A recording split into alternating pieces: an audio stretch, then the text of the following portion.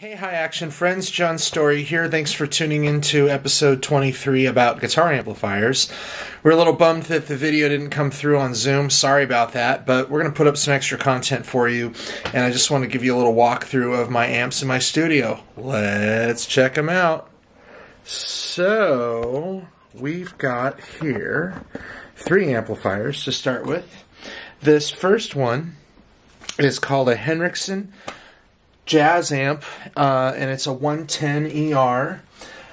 Years ago, the reason I put the tape over it is because it was actually the original Jazz amp, and now it's called the Bud 10. So I had Peter put the updated head inside of this. It's a 2-channel Hendrix amplifier, which is great. It's got Bluetooth, and this is a go-to for me for gigging. I love that amp.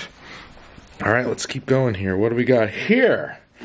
This is the Vintage Sound 35SC. And it's got, let's see, a warehouse speaker in it, in the back, which is kind of cool.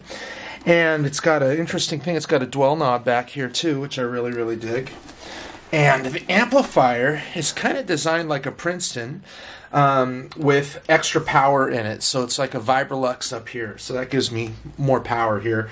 I got volume, treble, middle, bass, verb, and tremolo. And then there's a bright dark switch on it. So if you're in the market for like a Fender style vintage amp, I really recommend you reach out to Rick. He's a great guy and his amps are priced right, that's for sure.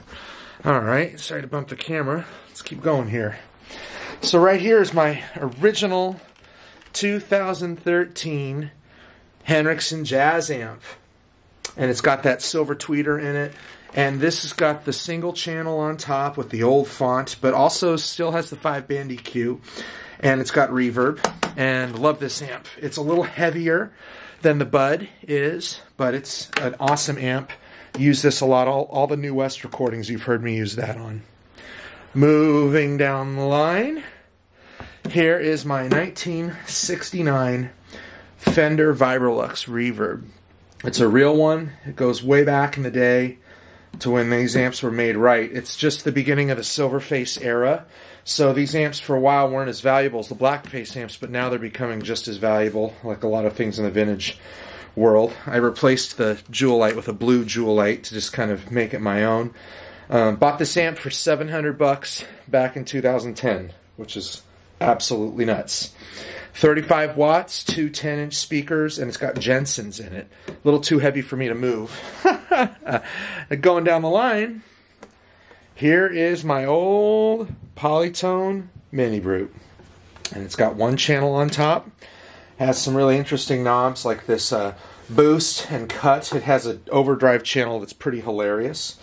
But it's a great amp. This was my first jazz-specific amplifier I ever owned, and it was my main amp from high school into college. And I've been gigging with it a little bit again, just kind of out of nostalgia. But it's a great amp. Had to replace the reverb several times in it, and there's something about these polytones that just has a vibe. Lastly, for fun, here's my first amplifier I ever owned, a Fender X15 that I bought from Mountain View Music. Probably in 1993 or 4 or 5, somewhere in there. And I didn't really know how to use it. I bought it when my parents gave me an acoustic electric nylon string guitar, and this was the amp I used with that. So it's pretty funny, you know. It's pretty funny to be nostalgic about amps. So those are my main amplifiers. Thanks for joining me. If you have questions on any of these, especially the Hendrixens, reach directly out to us. Don't forget you can use a promo code if you're ordering Hendrixen amps online, which the promo code is HighAction. Or you can use my name, John Story. Any one of those will work. And yeah, if you have questions about amps or amp settings, drop us a line here on Patreon. Thanks for tuning in. See you guys.